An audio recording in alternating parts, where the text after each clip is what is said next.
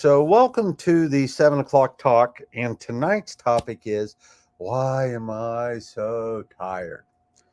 And man, there could be a lot to this. I'll let you go first.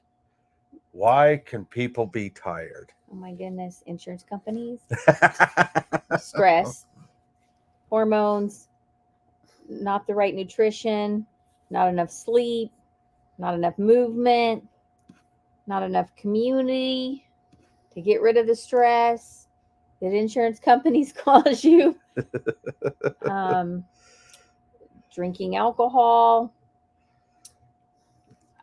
too much caffeine. We can go on and on and on about why people could be tired. Well, one thing that we can do is we can look at hormonal testing right off the bat. And when you see something like this, and this person's cortisol level is tanked, cortisol is the stress hormone, number one. But number two, it's what gives you that get up and go, especially in the morning. So if your cortisol is off, then your energy will be off. So why is it off? Is your body having to remember in past episodes we've talked about what is called the pregnenolone steal. So if your cortisol is tanked, then your body is going to steal the mother hormone to give you more cortisol so that you can get up, so that you can go track down food, so that you can go to work, so you can do all these things. And so then other parts or other things are left to the wayside. And so cortisol being like this is extremely bad for energy. And we work with this all the time. We use licorice root to help start to modulate this.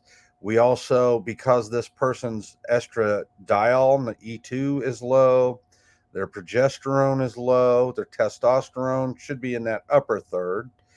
All their hormones are low. So we know that at least a little bit of the pregnenolone steal is happening. So we need to actually give this person a lot of love. And I don't know if they're not sleeping right on average, because you deal with that a whole lot more. On average, how long does it legitimately take you to get somebody who is not sleeping to be sleeping? So it depends on the person, but probably within a week. I was going to say within 3 to 4 Yeah, days. usually it's most. I would say average is younger people. I feel like get regulated within 3 or 4 days, but within a week you should be probably sleeping as long as you're upping it the way you're supposed to. People are sleeping, and then we go for And optimization. and they're not That takes a just couple weeks. sleeping. They're if they have an aura ring or something that tracks it, they're actually getting into deep restorative sleep. Well, and here's the other thing. Here's a telltale sign. If you're tired and you're waking up in the middle of the night to go pee, you probably have Progesterone issue. a hormonal issue. And so it's really kind of simple to start to vet these out. Now, is it stress? I can tell you hers since July is stress. Medicare, Medicaid Oh on yeah. the chiropractic side changed, and it has stressed her out to the max. So you, unless you're drinking lots of water right before you go to sleep, it is not normal for you to wake up to go to the bathroom at any age. So when I'm stressed, I will get up in the middle of the night, sometimes multiple times for zero reasons. I'm not drinking a ton of water before I go to bed. But if my stress is managed and my hormones are okay, I sleep through the night every night. For me, I can tell when I'm stressed when I wake up at 3 in the morning. If I wake up at 3 in the morning and I'm ready to go, that is called a glucocorticoid response. And the body is still thinking, and I'm in a stress mode. And so I'm up. The next thing, so that's hormones. Hormones, those are typically first and foremost. Then, and we're even seeing that in the 20-year-olds. We're seeing people in their 20s with erectile dysfunction. And I can remember when I was 20, there were no issues with that. And it's not just them, because they talk about, like, we talk pretty candid with some of our patients, and it's not just them in their 20s, it's them and all of their friends have these discussions that they have a problem.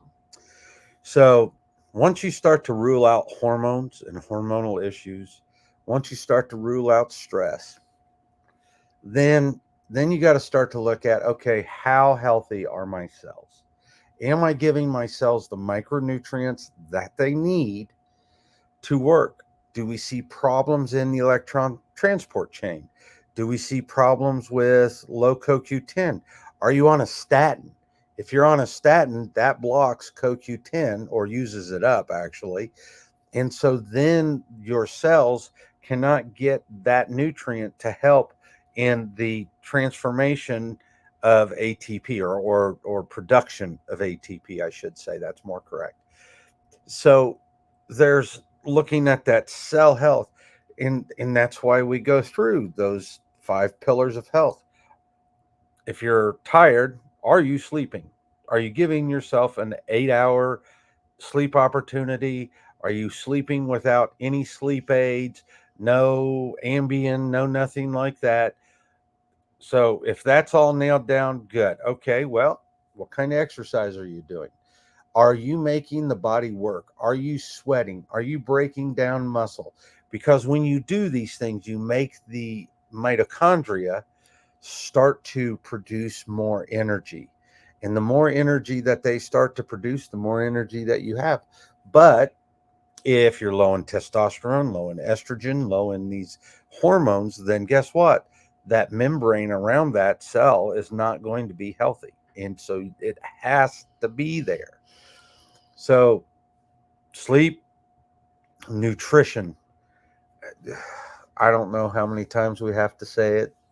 If you're eating the standard American diet, if you're doing Taco Bell 2 to 3 times a night, or insert name of fast food restaurant here 2 to 3 times a week, and you're swilling, fructose is a mitochondrial poison. Sugar is actually a mitochondrial poison.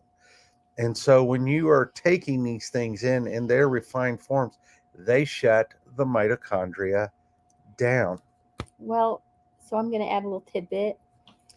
Even if you're buying organic, what you believe to be organic things, look at your ingredient Oh list. God. Because, so for instance, a nut butter or a nut milk. So we I try to buy the best quality things that I can get in stores. And then I just thought, you know what? This is just ridiculous. I'm just going to make it myself. So I make my own nut butter. Get whatever nuts you want and you blend it. And then it only has nuts in it. But for instance, nut milk, even organic nut milk. I challenge you to go get a box of organic nut milk and look at the ingredients. You will find almonds, you will find water, and you will find a slew of fillers.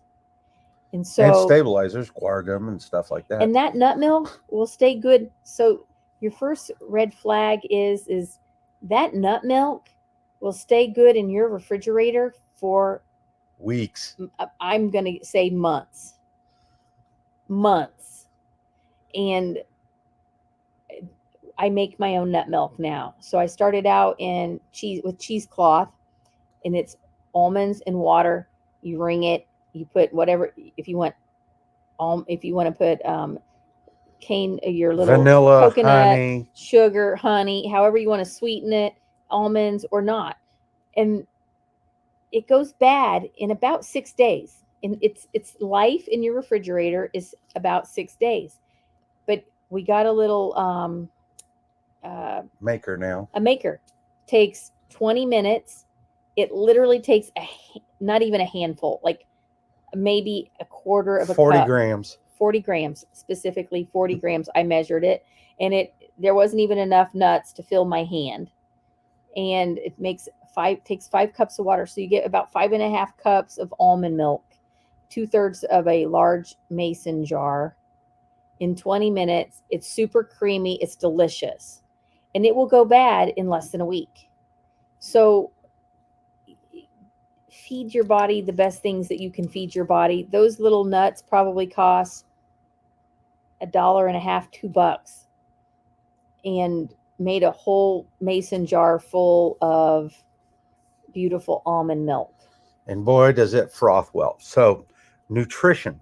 What are you eating? And what if what you're eating, is it good? So Cheerios, if you're eating Cheerios, if you're giving your babies Cheerios, go to the environmental working group, the ewg.org, and just look at how bad Cheerios are. They have 10 times the healthy amount or healthy limit of glyphosate in them, and glyphosate is a mitochondrial toxin. And that, tell them what that's weed killer. Yeah, weed killer. Your 2,4-Ds, all of that stuff. Those are all mitochondrial poisons. If you won't put it in their sippy cup, don't put it in their bowl. Yeah. So nutrition is very, very important. The the closer to the ground, the more whole foods you eat, the more I just don't know how to say it. Know your farmer and know that they aren't putting a bunch of crap on stuff. Pay the extra money, because here's one thing that people do not realize. You're either going to pay at the cash register or you're going to pay at the pharmacy. And don't assume because you go to your farmer's market and you're buying from those local growers that they are organic or natural or not being used, pesticides being used. Yeah. Talk to them, ask the question. If they truly aren't using pesticides and things, they'll be very proud to share with you how they grow it. So we talked about sleep, talked about nutrition, exercise. You have to be exercising. You have you have to exercise the mitochondria. Zone 2 training exercises the mitochondria, gets them burning really good. That's something that you need to do. If you need to know what zone 2 training is, go to peteratia.com and look at what he says there about zone 2 training. But zone 2 training is very important for the mitochondria. Number 4 is stress. Right now, we are in, since July 1, we have been in an absolute sea of stress at the clinic on the chiropractic side. And so, if you don't have a plan and a way to get out of it, or a way to deal with it, or the safety net, or whatever the case may be, stress will literally kill you. And it will kill you from the inside out. It'll stress the adrenals, and your adrenals make your cortisol. And so then you're not going to re-slime the stomach. And so figuring out ways to get around stress. If you're getting behind in things, you have to do stuff like, I'm trying to remember. I have a goals wizard that I go through every day, and it has the things that I have to do. And that I have my big ticket items that I got to get done. Then I have my little ticket items that have to get done. And then I have all the wonderful stuff that Jess and Tina throw on my desk about all the little fires that I got to put out. And so that helps me stay organized. And then once I start task switching, it helps me optimize that. You have to know how you deal with stress and how you help yourself cope with stress. And then the last thing that I'm going to touch on is community. If you are always talking to somebody and all they do is complain, all they do is drag you down, if you have dread, if you think about, oh, I'm going to see this person, and you have dread, you have doctor's orders to call them and say, I don't feel good and I am not going to make it. And just don't go unless it is something that you have to do, like going to your tax attorney or tax accountant. life's too short to have people drag you down, to have people just nagging and picking at you all the time. I mean, in the end, the great equalizer is death. We're all going to end up in a grave at some point in time. Well, so let's So if you clarify go this. there happy or you go there blah, We nag and pick all the time trying to get people to eat better or feel better, because when they ask, so I mean, I guess you need to take that and put that in perspective. Are they nagging at you to be better, or are they just nagging and being negative? well, that's what I say. If they're bringing you Yeah. down, if I'm nagging at you to But some eat people better, are I'm like, not dragging you down. well, it depends on your perspective. So the person that's you're talking to is probably thinking you're bringing them down. But I mean, Well, okay. So, case in point, we've both been stress eating. And tonight we went out to eat again, and it was stress eating. And you kind of got on yourself a little bit. And I was just oh yeah, like, because let it go. I need, because I'm gonna get sick, and I was sick before I even left, but it's okay. That was like, I Yeah, might. we know, and we know why. And that's the big thing. That's the actually, if you want to talk about foundational health, and I've really been on a kick. Our latest article that we just wrote for Brains Magazine was on foundational health. We're doing a presentation in October on foundational health. We're actually going down to Houston, but we'll be presenting on biofilms in Houston. But foundational health is knowing what stresses you, what causes you problems, and then you get to decide whether you want to take the hit or not. I've had a few beers in the last few weeks, and it's like, okay, they're going to drag me down. I'm a little stressed. I'm going to sit here and drink a beer because I've mowed and worked, and this is what I used to do when I was in my 20s and 30s, and I enjoy it. Funny thing is, I got my first sinus cold in how long? I've only known you to be sick one or two times in 6+ years. So here I am with stress, and then I throw in crappy food choices, and now I got sinus issues. I mean, and for us, we don't eat crappy food every day, Yeah. and we try not to go out to eat anymore because it always makes us feel so bad. But the stress, I don't want to cook it. I'm tired. I'm irritable. Let's just go sit here and brainstorm.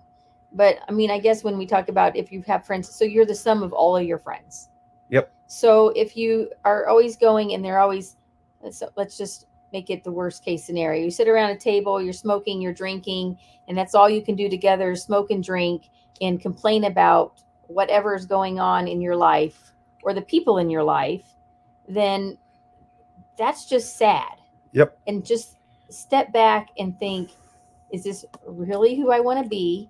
Is this really what I want to be like? And am I okay with this? And so that's where your community actually affects your health. And you can get, I'm sure you have your friends that you cut up with that are hilarious, and you go see them and you feel great. And that's so good for you. A big belly laugh is so good for you, and it is a huge stress reliever. And like I'll go watch stupid YouTube video fails and watch other people crash and wreck and do things that I've done in my past and go, yep, I know how that feels. And so I laugh about it. And that's a better way than to sit there and be like, oh, this is happening and that's happening and it's all stacking up and my life is just blah blah blah. It's not. Somebody's Well, life is always worse. you can look at it negatively, like the insurance game, and you can whine about it, In the tax game. but in the but you always have to remind yourself, I'm really good at playing the game. I'm relentless. I don't give up. Give me the rules and I'll play the new game. But like I say in my little office in my little corner of the world, we can sit here and complain about it, but we still got to get moving and figure it out and move forward. So And that just keeps you from getting tired. And so even though I'm sick, I'm still not really tired. I've gone to bed a little earlier, but so figuring out why you're sick and starting to fix that, it's really not hard. Well, no, and then remember to like it's okay to be negative or to get into a funk, but you got to eventually pull yourself out and then celebrate your little wins. Like, celebrate making it up the hill on your bicycle that you haven't been able to make it up. I mean, celebrate it, and it sounds really silly, but it's kind of like taking and writing everything down in a journal about your gratitude. So your world looks pretty bleak when you're going through it, but if you actually wrote it down or actually talked yourself through it, we're really whining about meaningless things because there's other people in the world that are they actually have life threatening things happening to them, or they don't have a house, or they don't have a car, or they don't have a business to run. It it really is in how you look at it. Because with her with the insurance, we can take us for the past 2 weeks very simply as a great example. We got a tax bill that was unbelievable. The insurance hasn't been paying since July because of all the changes in the federal government. Uh, what else? Those are the two biggies. I And mean, but I so mean, and those so are the big things. But you can let those and for weigh on you, or you can look at them and do what we did. And we both sat there and said, something's not right. What did we do wrong? How do we? And so then that's when you what go to other questions do we need people. to ask? Yeah. Let's think about this. What are the questions that we should be asking? Do we just accept this? Do we just pay the bill and let it go? No, we sat down and asked ourselves questions, wrote the question down, asked the questions, and then we found out like, huh, you know, it wasn't somebody didn't do something right. But I mean, it's always going to be something. So for us, it's our business. But you know, our tires need to be changed. The door broke, broke on one of the cars. Like it doesn't matter if it's big or small. It could be big or it could be small. It's whatever stresses you out. And how you handle that Yeah, stress. you can either just maul it over and over and over and over and just ruin day after day, or you can write it down, think about it, and figure out a plan to fix it. And then slowly but surely, the stress goes away. And then you can sit there and you're not a crappy person to your family. You're not a crappy person to your kids. You're not a crappy person. I tell you who the worst people are. The worst people is you to yourself. Most people are harder on themselves than they are anybody else. And it's okay to cut yourself some slack. And why are you tired? Are you tired because you're stressed? Are you tired because you're eating crappy? Are you tired because you're not sleeping? You know, and so then you start to figure that stuff out and then you work through it. But a lot of people are tired because of a combination of those things in that compound. So, Well, and just remember, stress will kill you from the inside out. It'll kill your relationships. It'll kill your connection. It'll kill your communities. yep, it wants to kill you because it wants to get you separated from everybody else. So sometimes the best thing to do when you're stressed out, have a bunch of people over and have a good time. That's all for tonight. If you like what you heard, hey, you can look us up on Brains Magazine. You can look us up on YouTube. This, I believe, is being cast to Instagram, Twitter, YouTube. Oh, we're going to get yelled at. We forgot to say she's a registered nurse, been a nurse for 13 years. Well, actually, longer, way longer than that. So, been registered nurse way longer than that. Yep.